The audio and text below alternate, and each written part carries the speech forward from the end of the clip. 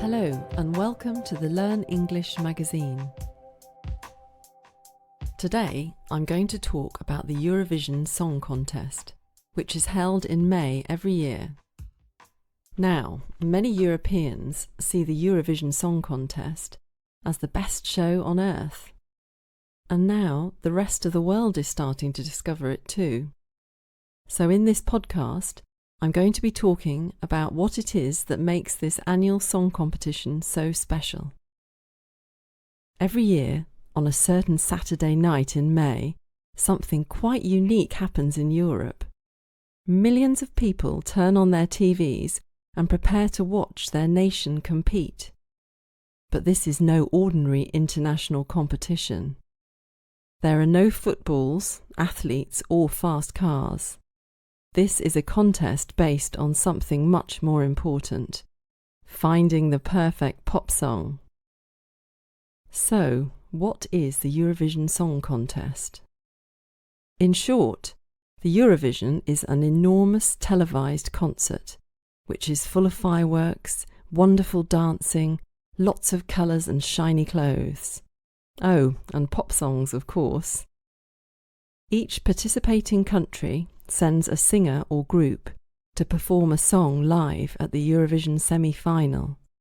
From these performances, 26 are chosen for the Saturday night grand final. You'd think that the Eurovision Song Contest would just feature European countries, but it's actually much bigger than that. So, which countries participate? Most of the participating countries are within Europe or are nearby.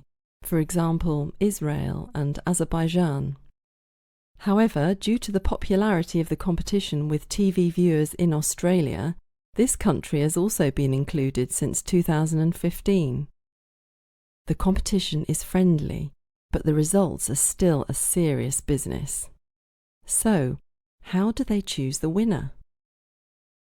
After the performances at the grand final, each country votes for the best song. TV viewers can vote using their mobile phones, but each country also has an official jury who decide 50% of the votes.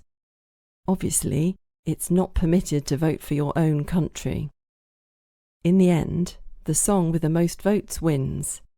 The winning country will then host the Eurovision the following year. The competition is well established now, but do you know when it all started? What's the origin of the competition? You see, it might seem like a normal TV talent show, like The X Factor or The Voice. The Eurovision Song Contest has quite historical origins. The Second World War ended in 1945, leaving Europe very divided. In the 1950s, the European Broadcasting Union started to think of an event which would both entertain and unite Europeans. This led to the first European Song Contest in 1956. It happened in Switzerland and included just 7 countries. Decades later, it's grown into an enormous international event with hundreds of millions of viewers.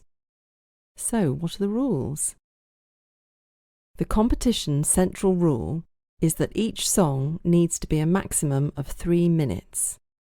This is shorter than most commercial pop songs, but the organisers decided that this limit is necessary so that the entire grand final, including voting, can happen within 3 hours.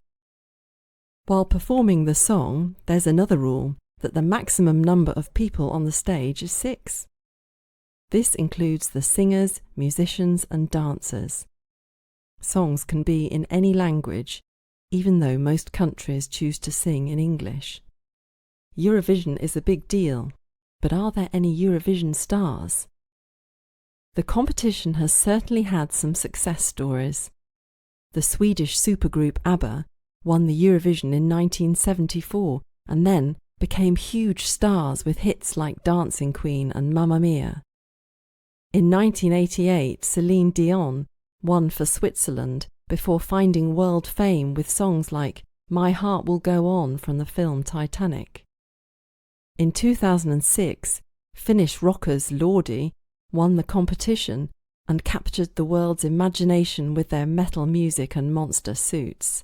Other winning songs which became international hits were the electro hit Euphoria by Swedish singer Loreen in 2012 and Heroes by another Swede, Måns Zelmerlöw, in 2015. So what next? The popularity of the Eurovision has grown more and more each year. Outside of Europe and Australia, the grand final is now also watched by viewers in the USA and many other countries. Organisations in certain countries like China and Qatar have even expressed an interest in participating in the competition. So, who knows?